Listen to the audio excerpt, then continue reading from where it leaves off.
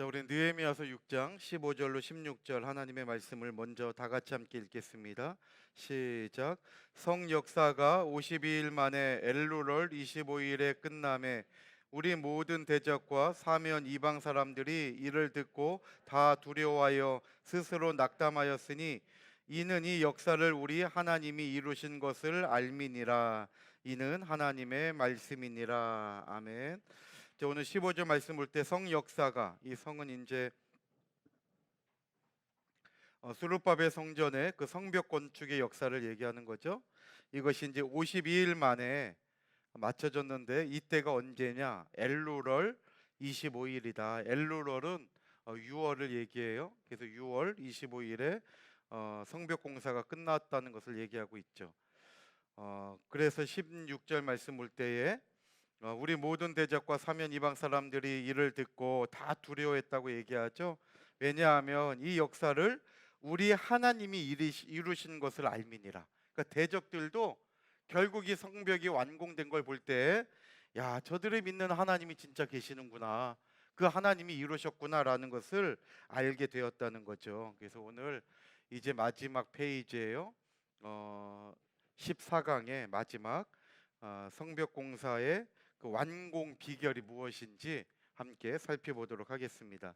먼저 지금까지 우리가 살펴본 걸 한번 정리해 보면요, 성벽 공사할 때 세 가지로 나누어서 이해를 하시면 돼요.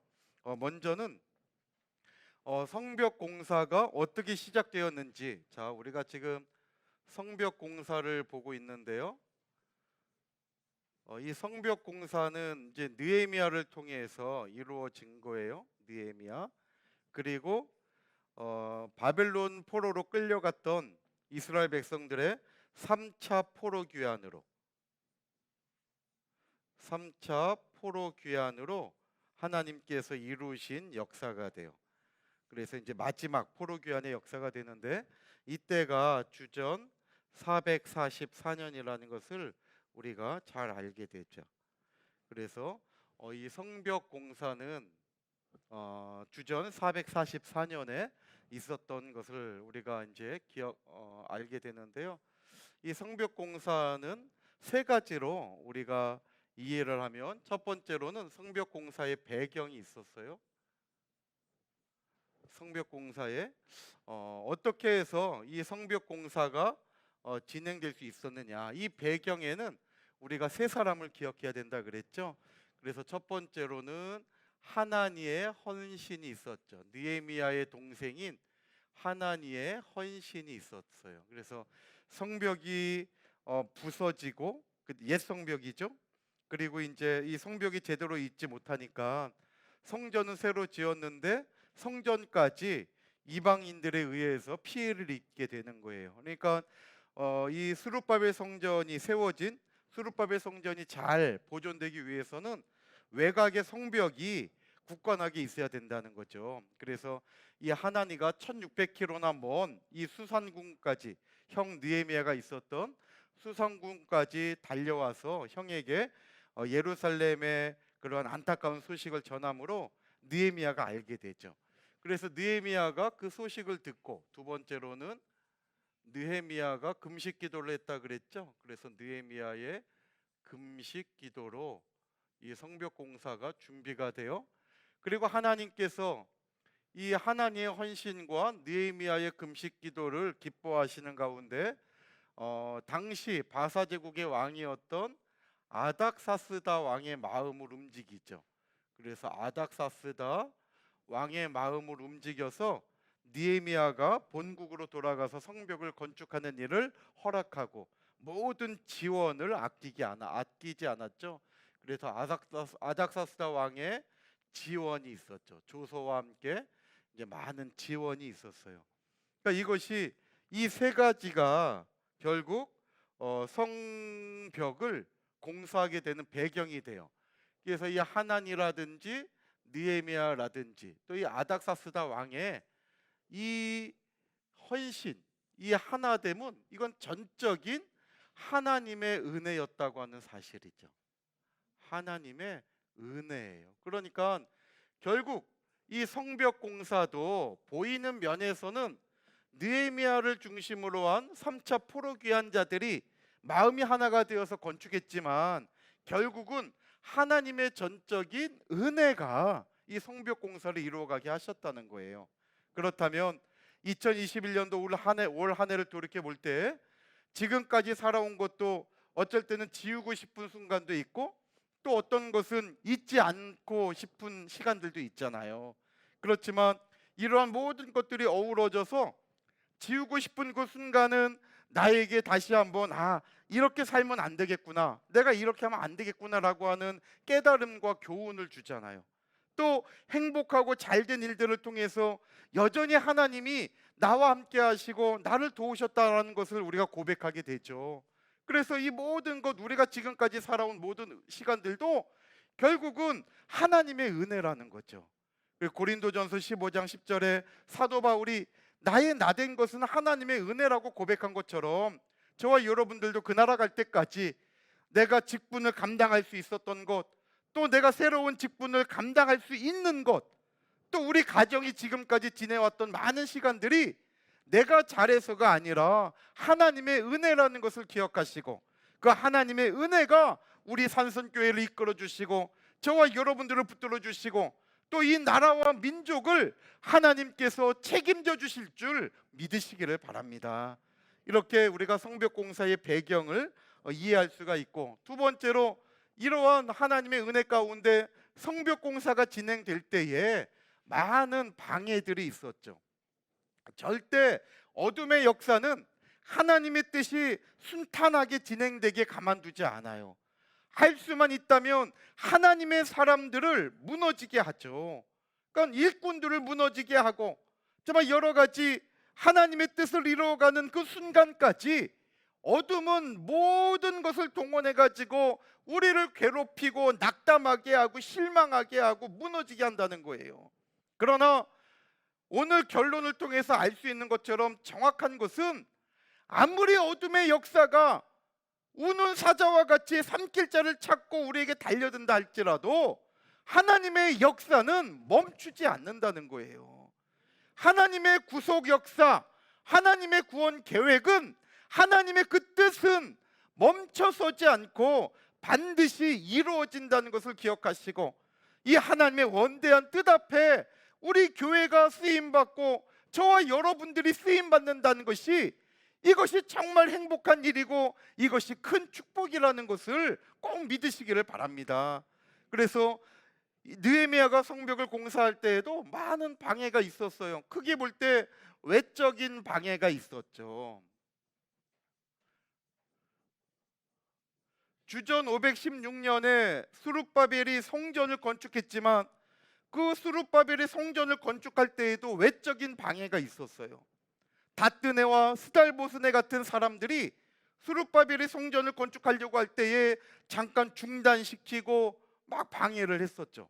마찬가지로 성벽 공사에도 이 성벽 공사를 방해하던 사람들이 있었죠. 바로 게셈, 아라비아 사람 게셈이나 또 산발랏이나 그 다음에 그 도비아, 이런 사람들이 중심이 돼가지고 막 이스라엘 백성들을 희롱하고 멸시하기도 하고 또 직접 와가지고 방해하기도 하고 뇌물로 제사장까지 매수해가지고 느헤미야를 곤경에 빠뜨리게 하고 또 느헤미야를 암살하려고 오노 평제까지 부르고 협박하고 정말 많은 일들이 있었잖아요. 그러나 이러한 외적인 방해가 있어도 하나님의 뜻을 막지는 못한다는 거예요.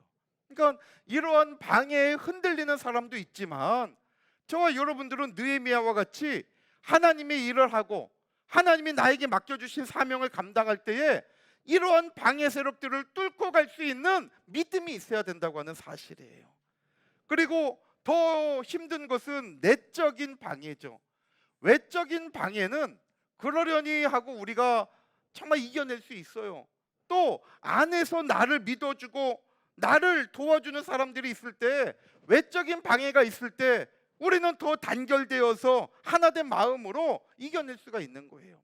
근데 이 내적인 방해 안에서도 이 느헤미야를 믿어주지 못하고 정말 뇌물로 이렇게 도비야에게 뇌물을 먹은 당시 제사장인 스마야 같은 사람 보세요. 제사장인데 그 뇌물을 받아먹고 느헤미야를 곤경에 빠뜨리려고 그랬잖아요. 그리고 또 이 이방 사람들과 결혼해 가지고 또 이 친인척 관계를 맺음으로 말미암아 안에 들어와 가지고 내부적인 분열을 일으키려 했던 것을 우리가 알 수가 있죠. 이와 같이 하나님의 일을 할 때 반드시 방해가 있다는 거예요.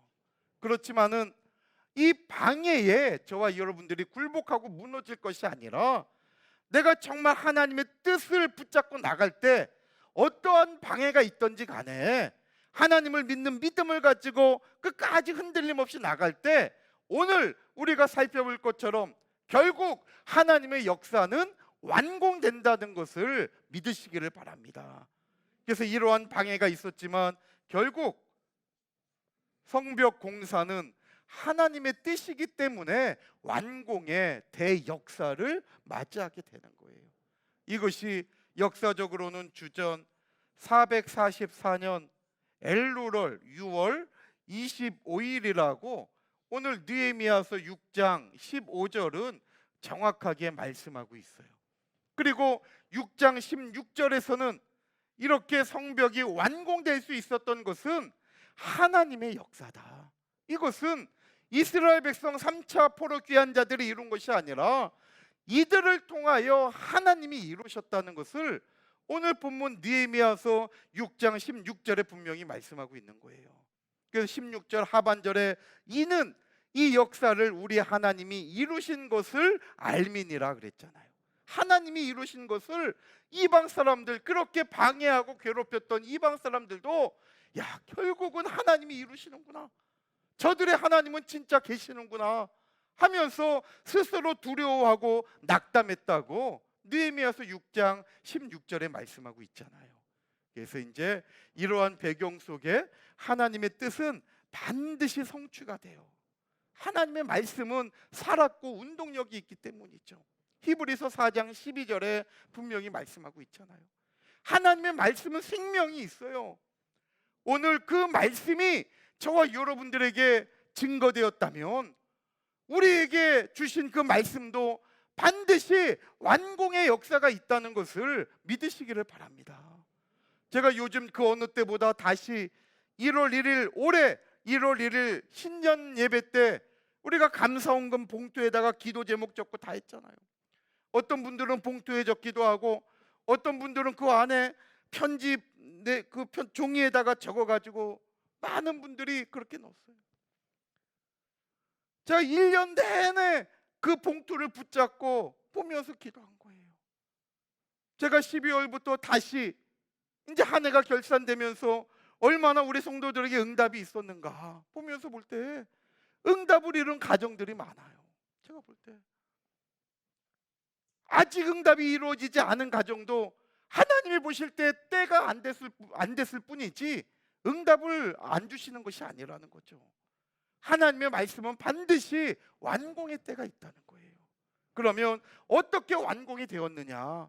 대체 느헤미야와 3차 포로 귀환 자들이 어떻게 끝까지 성벽 공사에 헌신했기에 완공의 기쁨을 누리고 하나님께 영광 돌려드릴 수 있었느냐? 완공의 비결 4가지가 오늘 교재에 소개되어 있는 거예요. 이 4가지를 살펴보면서 하나님의 말씀에 또 깊은 은혜를 또 함께 나누도록 하겠습니다. 자, 첫 번째, 성벽 완공의 비결이에요. 자, 이제 살펴볼 것이 이제 본론으로 들어가서 성벽 공사 완공의 비결, 완공 비결. 자, 4가지로 정리를 했는데요. 첫 번째로 마음을 들여서, 마음을 다해서 공사를 했다는 거죠. 마음을 다한 공사였어요. 이스라엘 백성들이 이 성벽 공사하는데 마음을 다했다는 거예요. 적당히, 어느 정도가 아니었어요. 2021년도 이 한 해 저와 여러분들이 주일 예배를 드리고 수요 예배를 드리고 또 하나님의 받은 은혜를 가지고 또 가정을 이루고 직장에서 생활할 때 정말 교회 생활과 가정 생활과 직장 생활에 또 내가 전도하려고 하는 그 하나님이 나에게 주신 그 사명 위에 마음을 다했습니까? 정말 내가 마음을 다해서 진액을 짜듯이 주일을 준비하고 성경을 보고 하나님 앞에 가려고 애썼냐는 거예요.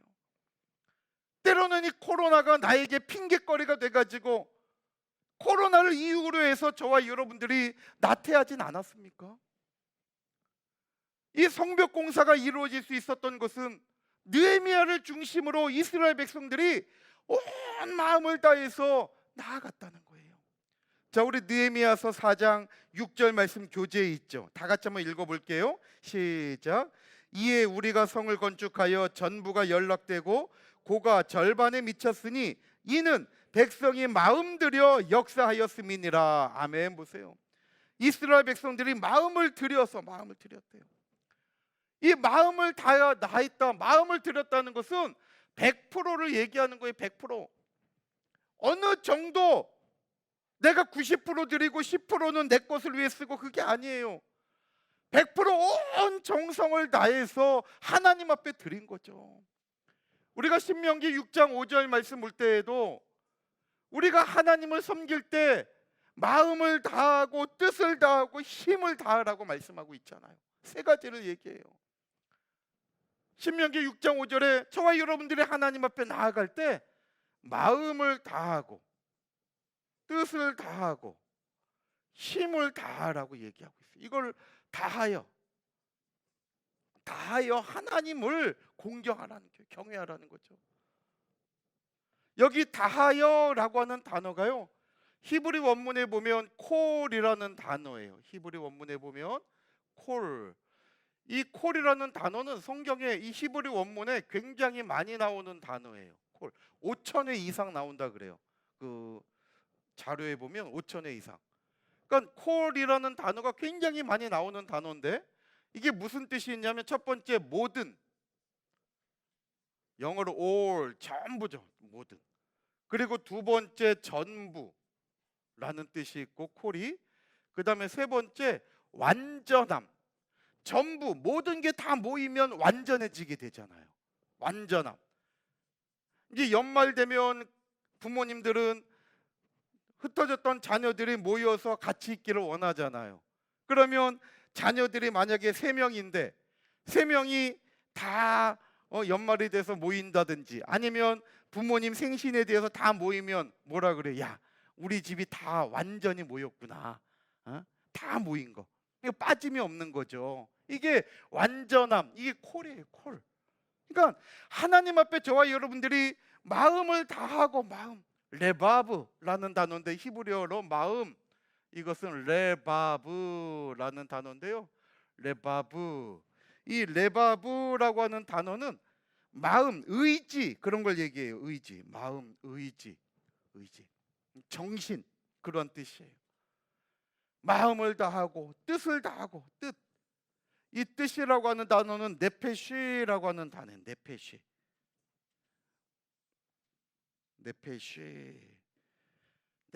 영혼. 마음을 다하고 뜻을 다하고 힘을 다한다. 힘, 메오드라고 하는 단어예요.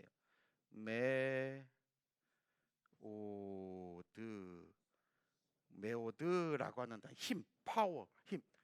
그러니까 저와 여러분들이 하나님을 섬기는데 나의 온 마음, 그래서 이 세 가지를 가리켜서 전인격이라고 표현하고 있어요. 이 세 가지를 가리켜서 우리의 전인격, 지정의 모든 우리의 전인격을 얘기한다는 거예요. 그러니까 저와 여러분들이 하나님 앞에 나올 때 이러한 마음을 가지고 지정의 모든 인격이 하나도 빠짐없이, 정말 1%도 빈틈없이 다 100%가 돼갖고 하나님 앞에 나가는 것, 이것이 정말 하나님을 섬기는 것이라는 거예요. 우리의 예배가 이런 예배가 돼야 된다는 것이죠. 오늘 이 수요 예배 달려온 저와 여러분들 너무나 잘하신 거예요. 너무 훌륭하셔요. 쉽지 않은 시간이고 쉽지 않은 결단이에요. 그렇지만은 정말 저와 여러분들이 이 자리에 앉기까지 100% 마음을 다하고 정성을 다하고 힘을 다하고 뜻을 다하여서 하나님 앞에 지금 예배 드리고 있냐는 거예요. 하나님은 이걸 이 100% 마음을 다한 100%를 하나님은 기뻐하신다는 거죠. 그래서 베드로전서 5장 2절 말씀 볼 때에도 하나님의 일을 할 때 하나님께서 우리에게 맡겨주신 일을 할 때 베드로전서 5장 2절에 우리가 하나님의 일을 할 때 두 가지를 얘기하고 있어요. 하나님의 일을 할 때 두 가지. 첫 번째는 하나님의 뜻을 쫓아 자원함으로 하래요. 하나님의 일을 할 때 내 뜻이 아니에요. 하나님의 뜻을 쫓아서 자원, 억지로가 아니라는 거죠. 이게 100%라는 거예요. 그리고 여기에 한 가지 더, 나의 즐거운 뜻을 더하라는 거예요. 즐거운 뜻. 하나님의 일을 할 때 이렇게 하래요. 내 뜻이 아니라 하나님의 뜻을 따라 자원하는 마음으로 하나님의 일에 나아가야 되고, 그 일을 할 때에는 내가 즐거워야 된대. 즐거워야 돼. 그러니까 여기에는 억지로가 없는 거예요. 억지로. 우리는 일을 하다 보면 억지로 하고 또 마지못해 일할 때가 있잖아요. 마지못해. 야, 할 사람이 없어갖고 내가 했다. 마지못해. 하나님은 이걸 원하지 않는다는 거예요. 이건 100%가 아닌 거죠. 이것은 마음을 들이고 마음을 다한 게 아니라는 거예요. 지금까지 저와 여러분들이 어떻게 예배를 준비하고 내가 올 한 해 어떻게 살아왔던지 간에 하나님은 정말 살아계신 분이에요. 하나님의 눈동자는 오늘도 불꽃같이 우리의 삶을 바라보고 있다는 거죠. 그 삶은 그 눈동자는 우리 심장 폐부를 살피시고 내 마음의 생각도 아시고 내가 말하지 않은 것, 내가 행하지 않은 아무도 모르는 내 마음의 결단도 하나님은 아시는 분이에요. 그래서 헌금을 드릴 때 지난주에도 말씀했지만 고린도후서 8장 12절에 하나님 앞에 헌금을 드릴 때에도 마음이 들어간 헌금을 하나님이 받으신다는 거예요. 마음이 들어간 거. 왜 마게도냐 성도들을 기뻐했느냐? 고린도후서 8장 1절로 5절 말씀 볼 때 마게도냐 성도들은 하나님 앞에 물질을 드린 게 아니라 마음을 드렸다는 거예요. 마음. 하나님은 그 마음을 받으신다는 거예요. 오늘 저와 여러분들도 내가 없는 것 때문에 불평하고 내가 없는 것 때문에 마음 아파하지 마십시오. 내가 하나님 앞에 정말 100%의 마음을 드렸는지 이것을 살펴보면서 하나님 앞에 진액을 짜듯이 마지막 한 방울까지, 구속사 시리즈를 저술하신 그 박유시 목사님께서 표현하실 때 옛날엔 한약을 다렸잖아요. 다려가지고 오랜 시간, 몇 시간 그냥 뭐 진짜 지극정성이죠. 다려가지고 막대기 2개 껴갖고 막 비틀잖아요. 비틀어. 그러면 이 약의 효능을 알기 때문에 한 방울이라도 더 짜서 내 남편, 우리 부모님, 내 아내를 드리려고 그냥 손이 아프고 뭐 잡기도 힘든데 한 방울이라도 더 짜내겠다고 막 완전히 비틀어 짜잖아요. 이게 다 하는 거예요. 다 하는 거. 콜. 오늘 저와 여러분들이 이러한 신앙을 회복하고 하나님 앞에 나아갈 때 우리의 2021년도는 하나님이 인정해 주시는 한 해가 되고, 저와 여러분들이 앞으로 살아갈 날들도 하나님이 외면하지 아니하시는 복된 날이 될 줄로 믿으시기를 바랍니다.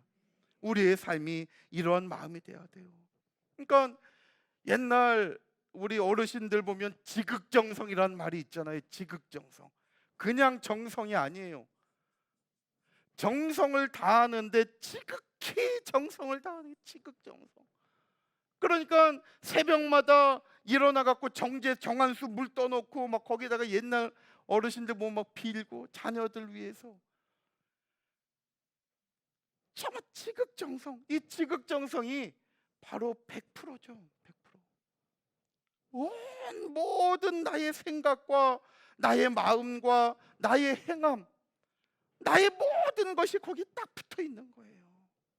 오늘 정말 성벽이 완공될 수 있었던 것은 느헤미야와 그 3차 포로 귀환자들이 하나님의 뜻을 위해서 성전을 보호한다라는 그 성벽을 우리는 반드시 이루어야 된다라는 생각에 많은 방해가 있었지만은 이들은 마음을 들여서 그 일에 진행해 나갔다는 거예요.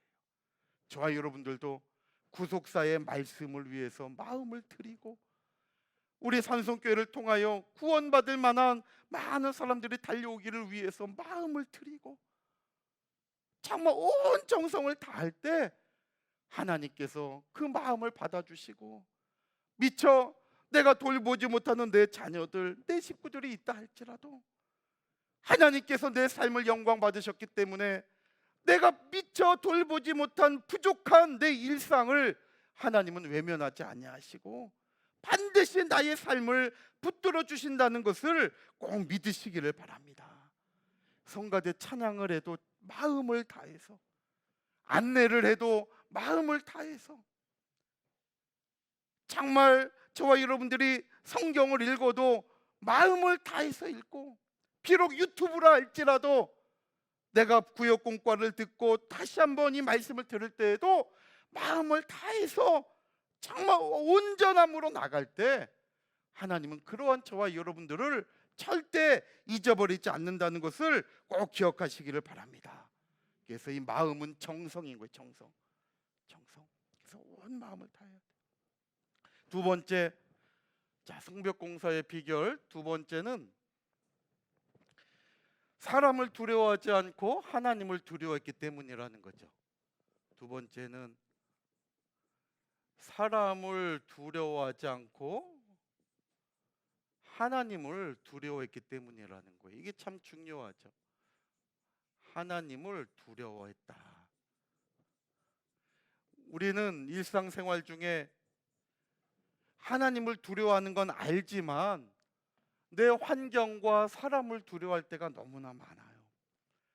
그런 많은 방해를 이겨내고 이스라엘 백성들이 성벽을 완성할 수 있었던 것은 보이는 환경에 마음을 빼앗기지 않았다는 거예요. 이 사람은 보이는 사람도 될 수 있고 우리에게 오늘날 저와 여러분들에게 닥쳐오는 수많은 환경과 여건을 얘기할 수 있는 거예요.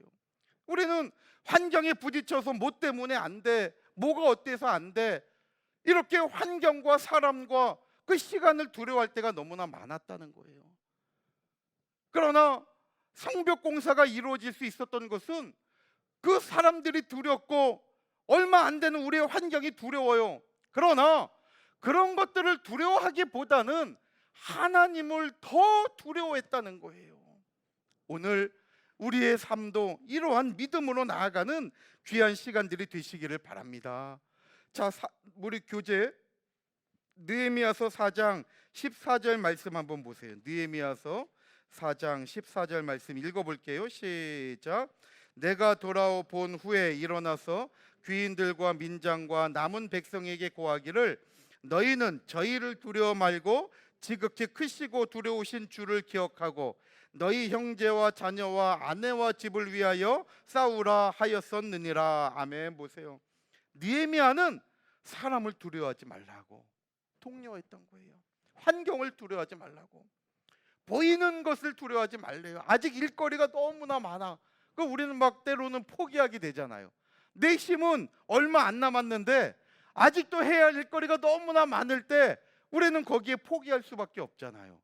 그런데 그러한 환경에 포기하지 말라는 거예요. 끝까지.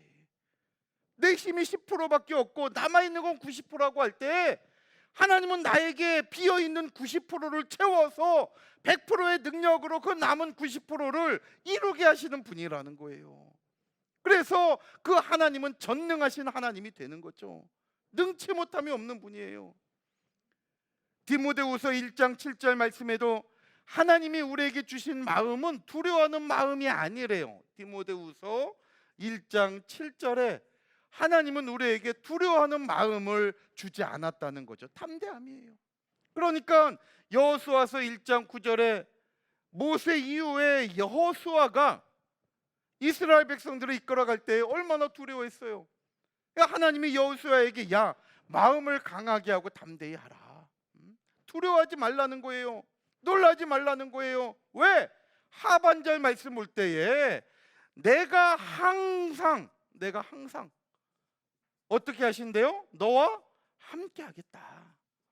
내가 항상 너와 함께 하시리라. 하나님께서 말씀하고 있는 거죠. 내가 항상 너와 함께 한다. 왜 우리가 환경을 두려워하지 않고 사람을 두려워하지 않습니까? 하나님이 항상 나와 함께 하시기 때문이에요. 바로 이 함께가, 하나님이 나와 함께하는 이것이 승리의 비결이 되는 거예요. 나는 못해요. 나는 연약해요. 아무리 강인한 사람이 있다 할지라도 시간의 흐름은 거슬릴 수 없어요. 한때 잠깐 호령할 뿐이지 시간이 지나면 그 힘도 꺾이게 돼 있는 거예요. 그러나 하나님에게는 차마 못하실 일이 없는 거예요. 시공간의 제한을 받지 않아요. 영원부터 영원까지 완전하신 분이죠. 그러니 우리의 삶에 두려워할 것은 나를 옥죄해 오는 환경이나, 차마 내일까지 100만 원을 갚아야 되는데 그 100만 원이 없어. 차마 좌절과 절망이에요.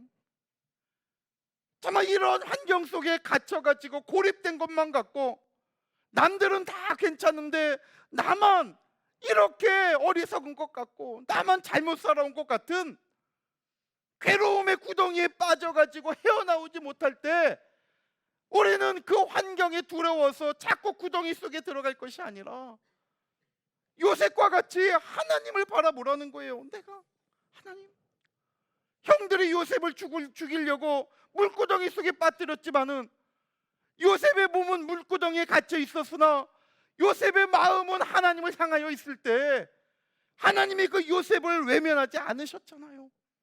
창세기 39장 1절부터 보십시오. 1절부터 6절까지 말씀을 때 계속 반복되는 구절은 요셉과 하나님이 함께 하셨다는 거, 함께. 창세기 39장 21절로 23절에 감옥에 가서도 마찬가지예요. 보디발의 집에 있나, 보디발의 그 감옥에 갇혀 있나, 요셉은 어디에 있던지 간에 하나님이 늘 함께하는 것을 본인만 느낀 게 아니라 보디발도 보고 간수장도 보고, 오늘 저와 여러분들도 마찬가지로 내가 하나님이 함께할 때에 내 앞에 어떠한 문제, 어떠한 강력한 환경이 있다 할지라도 하나님이 함께 하시기만 한다면 저와 여러분들은 그 환경을 능히 이길 수 있다는 것을 믿으시기를 바랍니다. 내가 이기는 게 아니에요. 여호수아가 이스라엘 백성들을 가나안 땅으로 데리고 들어갔지만 그 뒤에는 하나님이 계셨기 때문이에요. 하나님이 여호수아를 통하여 일하셨기 때문에 오늘 저와 여러분들도 하나님이 나를 통하여 일하시고, 하나님이 내 가정을 통하여 일하시고, 우리 산성교회를 통하여 일하신다는 것을 기억하시고, 하나님을 두려워할지언정 사람을 두려워하지 않는 믿음의 삶을 살아가시기를 주님의 이름으로 축원합니다. 마태복음 10장 28절 말씀을 때에도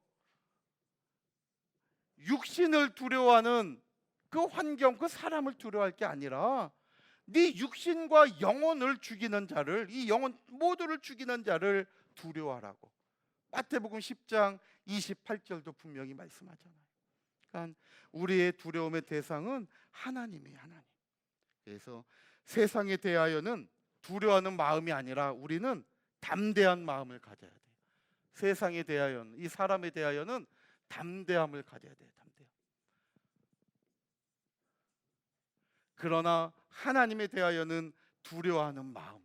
그래서 이 두려워하는 마음이 경외로 바뀌어야 되는 거죠. 경외. 큰 믿음과 큰 순종과 큰 기쁨의 경외. 막연하게 하나님을 두려워하는 게 아니에요. 하나님을 경외함의 두려움이에요. 왜? 어떠한 두려움입니까? 야, 내가 지금 하나님하고 거리가 멀어지진 않았나? 여기에 대한 두려움이죠. 우리도 그렇잖아요. 친한 친구랑 있는데 그 친구하고 거리가 멀어질 때 두려움이 있고 섭섭함이 있잖아요. 나는 이 친구를 좋아하는데 저 친구는 나에 대한 오해가 있어서 나를 좀 멀리하는 거 아닌가? 이것이 대인 관계만이 아니라 하나님과 나와의 관계 속에 중요한 거라는 거예요. 내가 지금 하나님과 어떠한 관계에 있는가? 분명히 하나님께 가까이 함이 복이라 그랬잖아요. 우리는 늘 하나님과 가까이 하는 사람이 돼야 돼요. 시편 73편 28절에 하나님께 가까이 함이 내게 복이라 그랬어요. 하나님과 가까이 해야 돼요. 늘 하나님과의 거리가 너무나 중요해요. 정말 저와 여러분들이 살면서 내가 지금 하나님과 거리가 어떻게 되고 있는가? 내가 교회와 나와의 거리가 어떻게 되고 있는가? 교회와 나와의 거리가 멀진 않은가? 이 사실을 늘 우리가 점검하면서 봐야 되는 거예요. 물질과의 거리는 늘 살펴봐. 통장이 얼마 있는지, 우리 재산이 얼마가 되는지. 1원이 10원이 비어도 그건 기똥차게 알아. 그런데 하나님과 나와의 거리는 지금 이게 멀어졌는지 가까워졌는지, 교회와 나와의 거리, 교회에서 무슨 일이 일어났는지 알지도 못해. 이거 관심의 문제죠. 관심.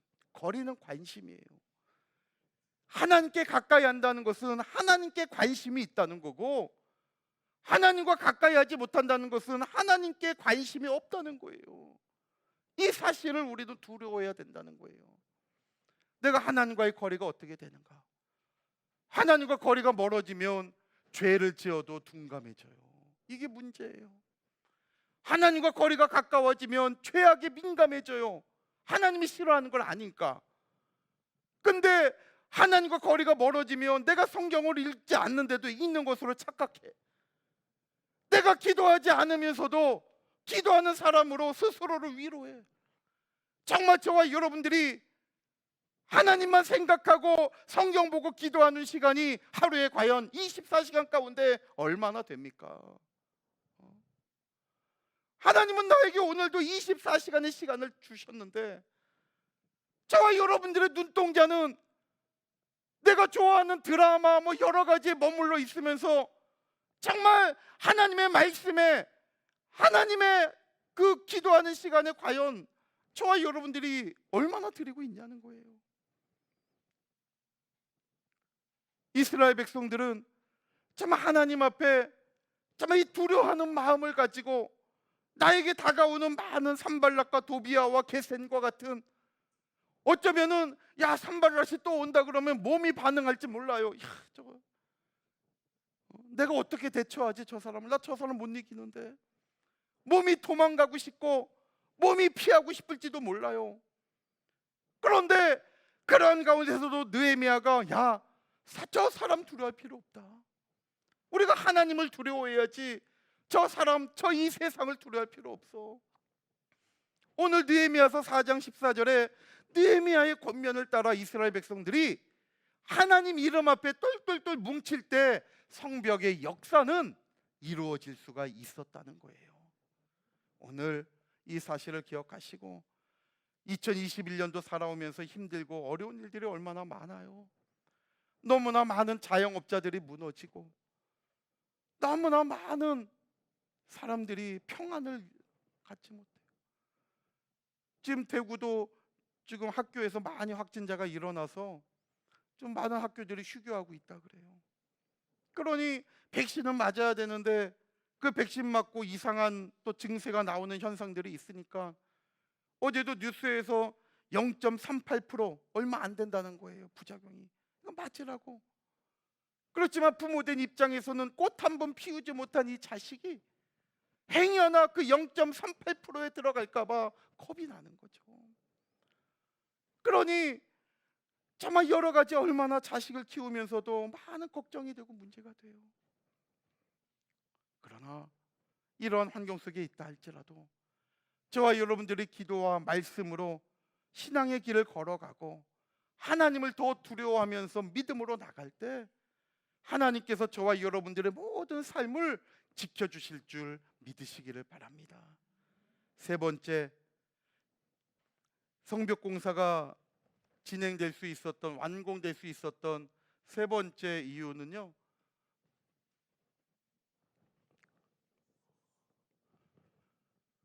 절반은 공사하고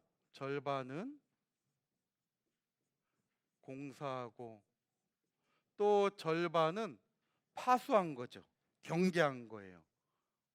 왜냐하면 외부에서 공격을 이렇게 방해를 많이 하니까 절반은 공사하고 절반은 경계하는 거예요. 이 일을 동시에 잘 진행한 거예요. 동시에. 얼마나 힘들었겠어요. 그러니까 어둠이 틈타려면 이 절반끼리도 싸울 수가 있죠. 어떤 사람은, 이 공사하는 사람은 경계 서는 게 그냥 멍하니 있는 것 같고, 경계하는 사람은 또 공사하는 사람이 또 부러울 수도 있고, 어둠이 틈타려면 정말 어디에서 무슨 일이 일어날지 모르는 거예요. 그러니까 이스라엘 백성들이 온전히 이 공사에만 100% 전념을 해도 힘든데 외부의 방해가 얼마나 컸는지 이 경계, 이 파수하지 않으면 안 되는 거예요. 그러니까 절반은 공사하는 일에 힘을 쓰고 절반은 경계할 수밖에 없었던 거예요. 그런데 이 일에 동시에 이것이 잘 원활하게 진행이 될 수 있었다는 거죠. 이것은 마음이 하나가 되었기 때문이라는 거예요. 이렇게 이스라엘 백성들이 진행할 수 있었던 것은 마음이 온전히 하나가 되었다는 거죠. 마음이 하나가 되었다는 거예요. 이것이 너무나 중요해요. 하나님의 일을 할 때에 정말 마음을 모은다는 게 너무나 중요해요. 그러니까 한 마음으로 최선을 다한 거예요. 이스라엘 백성들은 가진 것도 없고, 아니 포로 생활하다가 돌아온 거 아니에요. 나의 터도 변변찮아요. 그런데 그러한 열악한 환경 속에서 이들은 마음이 나누어지면 안 된다. 한 마음으로 최선을 다하는 일에 집중했던 거예요. 그러니까 오늘 저와 여러분들이 이 귀한 말씀으로 생명의 역사를 일으킬 때에도 우리 교회에 필요한 것은 이런 것 같아요. 마음이 나누어지지 않는 거죠. 마음이 하나가 되어서 이 공사하는 사람들은 경계하는 사람들을 위해서 기도하면서 저들이 얼마나 저 높은 망대에 올라가서 찬바람 맞으면서 힘들까, 긴장하면서 볼 거 아니에요. 외부에 어떤 일이 누가 오고 어떤 일들이 있는지. 그러니까 공사하는 사람들은 경계하는 사람들을 걱정하고 위로해주고, 경계하는 사람들은 저 공사하는 사람들이 얼마나 힘들까 하다가 다치고 막 이런 거 볼 때 아이고 저거 어떻게 이런 마음이 들잖아요. 이러면서 서로가 서로를 위하는 온전한 하나의 마음이 된 거예요. 빌립보서 2장 1절로 4절 말씀 볼 때에도 빌립보 교회를 사도 바울이 칭찬할 때 그들은 사랑으로 하나가 되는, 마음이 하나가 되었대. 우리 다 같이 한번 볼까요? 자, 신약 성경 한번 찾아보세요. 자, 빌립보서 2장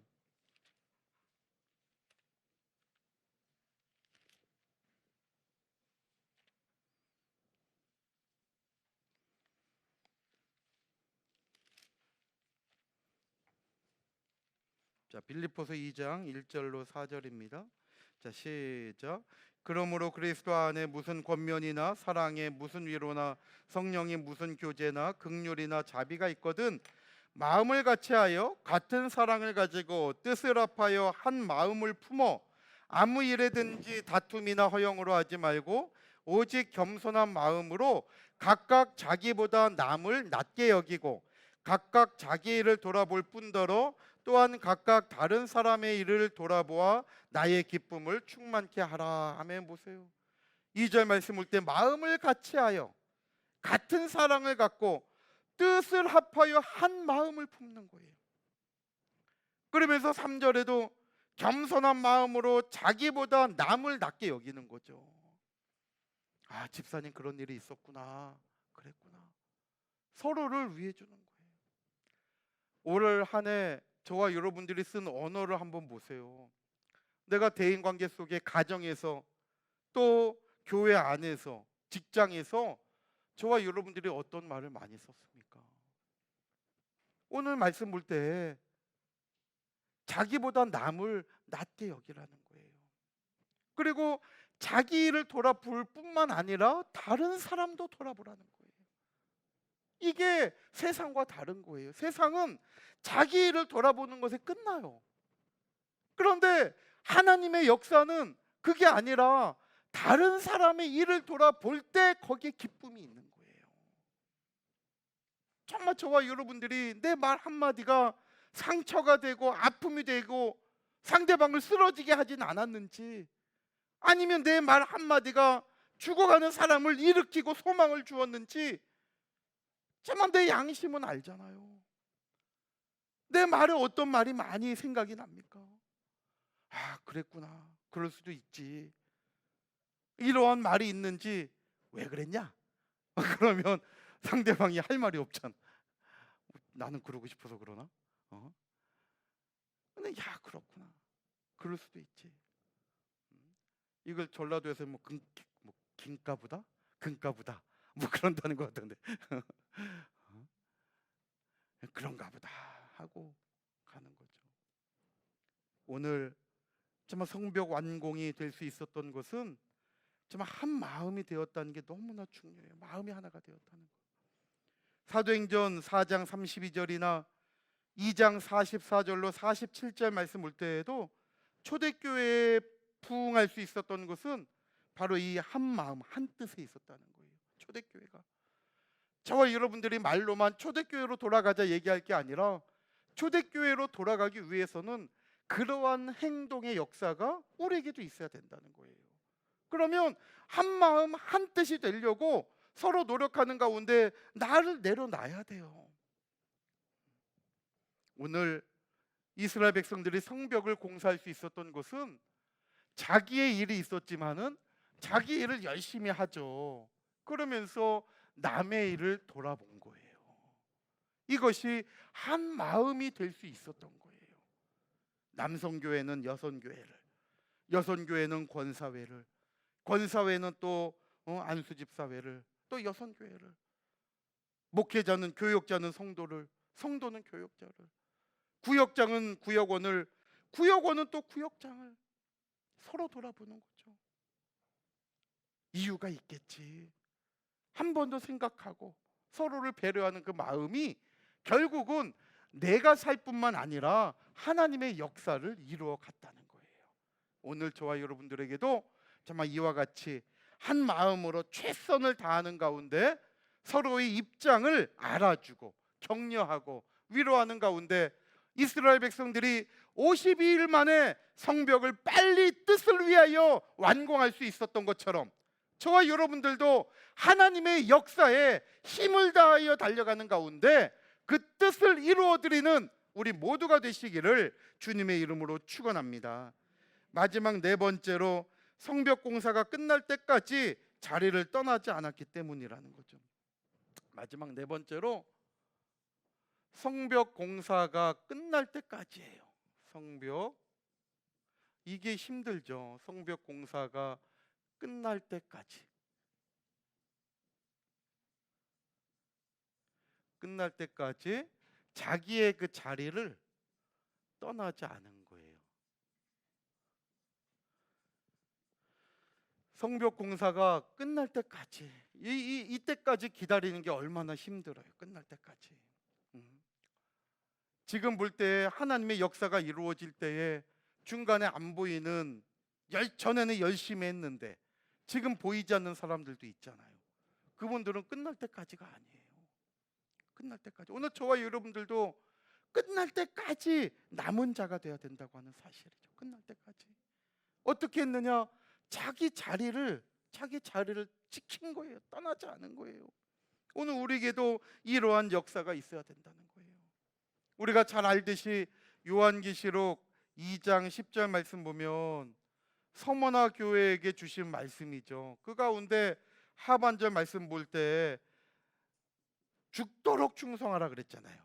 이 끝날 때까지, 이거는 죽을 때까지예요. 그러니까 서머나 교회에게 네가 죽도록 충성하라 그랬잖아요. 죽도록 충성하라. 그리하면 네가 죽도록 충성한다는 것은 끝날 때까지 자기 자리를 떠나지 않는 거죠. 죽어도 여기서 죽는 거니까 떠나지 않는 거예요. 끝까지. 그러니까 이렇게 죽도록 충성할 때 하나님께서는 우리에게 생명의 면류관을 주신다고 분명히 약속하고 있잖아요. 저와 여러분들이 정말 이 끝까지 이 자리를 지키는 것이 얼마나 힘들어요. 야, 이러다 내가 죽을 것 같겠다, 이래서 나오는 사람들도 있잖아요. 근데 안 죽어요. 걱정 안 하셔도 돼요. 죽을 것 같지 죽진 않아요. 그러니까 그 죽을 것 같은 그 고비만 넘기면 다시 살 것 같은 시간이 열리는 거예요. 근데 우리는 이 죽을 것 같은 그것 때문에 뛰쳐나오다 보니까 이 생명의 면류관이 코앞에 있다가 날아가는 거예요, 자꾸. 근데 생명의 면류관을 얻기 위해서는 죽도록 죽기까지, 정말 그 죽을 것 같은 순간이 오면, 야, 이제 내가 끝까지 다 왔구나, 조금만 견디면 되겠구나, 한 번 더 생각하시면서 하나님의 뜻을 붙잡아야 돼요. 그래서 하나님의 역사는 끝날 때까지, 하나님의 역사가 끝날 때까지 자리를 지켰기 때문에 성벽의 공사는 완성될 수 있었다는 거예요. 그래서 우리 느헤미야 4장 22절로 23절 말씀 볼 때에, 그때에 내가 또 백성에게 고하기를 사람마다 그 종자와 함께 예루살렘 안에서 잘지니 밤에는 우리를 위하여 파수하겠고 낮에는 역사하리라 하고, 내나 내 형제들이나 종자들이나 나를 쫓아 파수하는 사람들이 다 그 옷을 벗지 아니하였으며 물을 기르러 갈 때에도 기계를 잡았었느니라. 그러니까 성벽 공사가 끝날 때까지 옷 하나 벗지 못하고 끝까지 이 일을 감당을 했던 거예요. 그러니까 이러한 헌신과 이러한 절대적인 수고가 있었기 때문에 성벽 공사가 52일 만에 이 짧은 시간 동안에 이루어질 수 있었다는 거죠. 그래서 정말 이와 같은 모든 역사가 주전 444년에 이루어졌다는 것을 기억하면서 오늘 이 시대에 저와 여러분들이 느헤미야와 같고, 또 느헤미야의 그 일에 함께 한 마음으로 동참했던 이스라엘 백성들과 같이 하나님의 뜻 앞에 끝까지 수고하고 헌신하는 저와 여러분들이 다 되시기를 다시 한번 주님의 이름으로 축원합니다. 이제 결론적으로 이러한 성벽 공사는 사람의 수고를 통해서 하나님께서 이루셨다는 것이죠. 결론적으로 이러한 성벽 공사는 사람의 수고예요. 사람의 수고를 통해서, 이걸 통해서 이루신 분은 하나님이라는 거죠. 이루신 분은 하나님이에요. 오늘도 마찬가지예요. 저와 여러분들의 수고를 통해서 하나님께서 이루어 주실 줄 믿으시기를 바랍니다. 내가 이루는 건 아니에요. 저와 여러분들은 연약해서 정말 시작하다가 작은 환경에 부딪히면 움츠러들 수밖에 없어요. 그러나 하나님이 함께 하실 때 반드시 그 역사를 이루어갈 수 있다는 것이죠. 오늘 느헤미야서 6장 16절, 오늘 결론의 말씀이었죠. 한번 볼게요. 시작. 우리 모든 대적과 사면 이방 사람들이 이를 듣고 다 두려워하여 스스로 낙담하였으니 이는 이 역사를 우리 하나님이 이루신 것을 알미니라 그랬잖아요. 이 역사를 우리 하나님이 이루셨다는 거예요. 그래서 정말 저와 여러분들을 사용하시는 분은 하나님이에요. 많은 방해가 있었잖아요. 그 방해도 마찬가지로 그 모든 그 성벽을 공사할 때, 성전 지을 때도 마찬가지였고, 왜 하나님의 일을 하는데 이렇게 방해하는 사람들이 있어갖고 하나님의 사람들의 마음을 아프게 하고 때로는 하나님의 사람들이 떠나가게 할까? 여기도 다 이유가 있다는 거예요. 그러니까 저와 여러분들은 끝까지 남아있는 사람들이 돼야 된다는 거죠. 이러한 모든 것들도 허락하신 분은 하나님이에요. 그러니까 욥기서 1장 말씀 볼 때에 그렇게 시세 많은 사단에게 하나님이 욥을 건드릴 수 있도록 허락하셨잖아요. 그러니까 사단은 허락한 범위까지만 건드리는 거예요. 허락한 범위까지. 그러니까 마지막 하나님께서 사단에게 생명만 그럼 건드리지 말아라. 하도 그냥 시샘하니까. 그러면 생명만 건드리지 말고 너 한번 다 해봐라. 그러니까 사단이 생명은 건드리지 못하잖아요. 근데 얼마나 잔인합니까? 정말 욥은 죽는 게 더 낫다라고 생각할지 몰라요. 저와 여러분들이 욥의 입장을 하고 생각해 보세요. 정말 생명 붙어 있는 게 더 나에게 힘든 나날일 수도 있는 거예요. 오늘날도 그렇잖아요. 자식을 억울하게 먼저 떠나보내고 이런 분들은 억울해서 눈을 못 감는다 그러잖아요. 그 심정이 너무나 이해가 되지 않습니까? 정말 그 자식을 먼저 떠나보내고 그 자식에 대한 사인도 규명하지 못하고 세상은 덮어버리려고 하고 할 때 이 부모의 마음은 찢어지는 거 아닙니까? 오히려 내가 죽고 자식이 사는 게 나는데 이놈은 꽃도 한번 피워보지 못하고 이렇게 흔적도 없이 그냥 사라져 버리고, 욥이 10명의 자식이 다 죽었죠. 그 많은 재산 다 잃었죠. 부인은 저주하고 떠나버렸죠. 자기 몸은 정수리부터 발끝까지 악창이 나가지고 견딜 수 없는 지경이에요. 아이들은 지나가면서 조롱하고 동네 사람들이 다 쉬쉬하고 내가 없어지기를 바라고,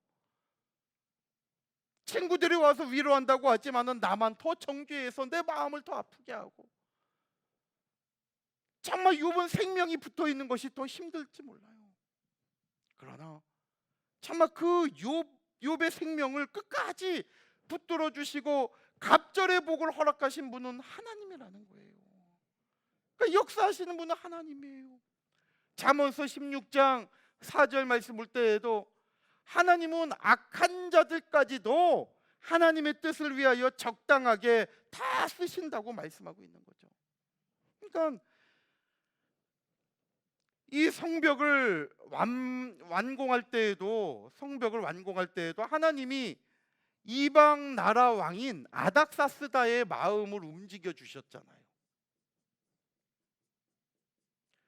아무리 이방 사람이고 하나님을 모른다 할지라도 하나님께서 그의 마음에 감동을 주니까 성벽 공사에 지원을 하게 했잖아요. 조서를 발표하면서. 그러니까 하나님이 역사하시면 반드시 이루어지는 거예요. 그러니까 거기에 저와 여러분들이 수고를 하는 것밖에 없는 거예요. 그러니까 여기에는 그 하나님의 뜻에 수고하는 사람이 복 있는 사람 아닙니까? 그분이 행복한 사람 아니에요? 하나님이 기억하시는 분들인데, 오늘 이 사실을 기억하시고 저와 여러분들의 모든 일, 우리 가정과 일터와 우리의 모든 삶에 나와 함께 하시는 분은 하나님이고 내 모든 역사를 이루시는 분도 하나님이라는 것을 기억하시기를 바랍니다. 내 남편의 마음을 움직이시는 분도 하나님이고 내 자녀들의 고집을 꺾으시는 분도 하나님이에요. 나를 사용하시는 분도 하나님이죠.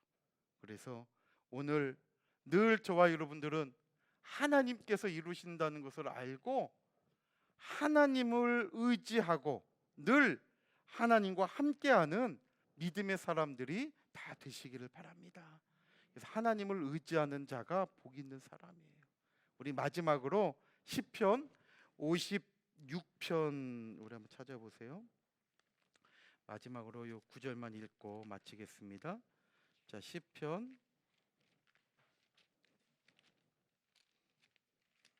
자 56편 3절 4절 말씀 한번 보세요.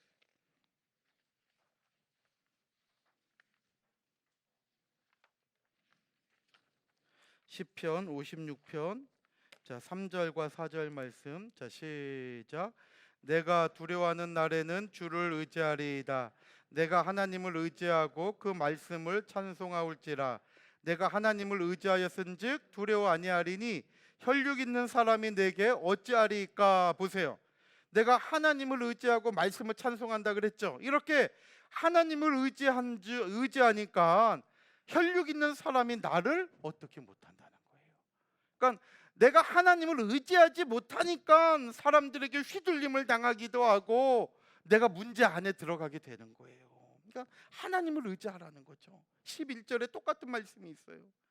10절과 11절에도 똑같아요. 3절 4절과 내가 하나님을 의지하여 그 말씀을 찬송하며 여호와를 의지하여 그 말씀을 찬송하리이다.